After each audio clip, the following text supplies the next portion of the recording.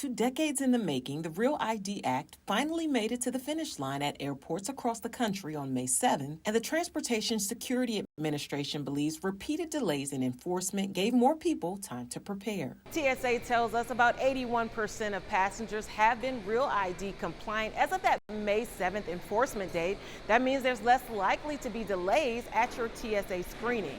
We're finding extremely high compliance rate both within our general screening population as well as our TSA pre-check population.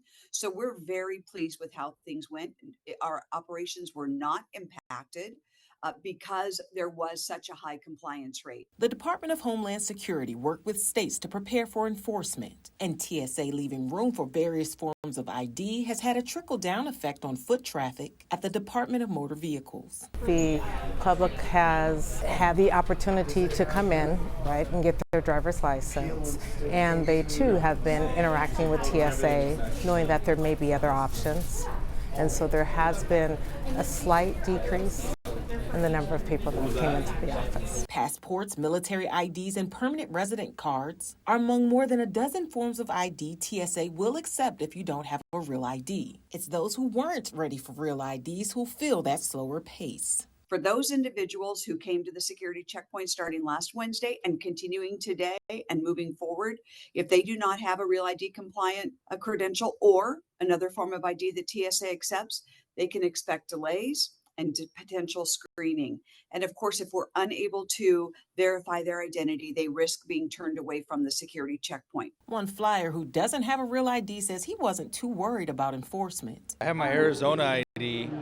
It works for the police, but it doesn't work in the airport. You know what I mean? We have to get new ones with the little star that says it's the one. So I just bring my passport, which I guess it wouldn't cause any delays or problems, but it's just one more thing to worry about. I've just been flying on and off now for a little bit since it took place. It's not really that big of a deal because most people do forget that there's a secondary screening you can do. Denker says most airports don't have room for extra lines at TSA, and at some point, the grace period will end. What's going to happen at some point is people aren't going to receive the additional screening. They're not going to be allowed to fly.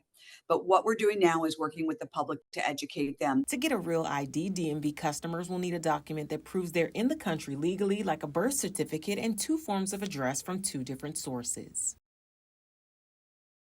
The DMV encourages anyone needing a real ID to visit the information desk with questions, use their website, and request a text message to notify you when it's your turn to be seen by customer service.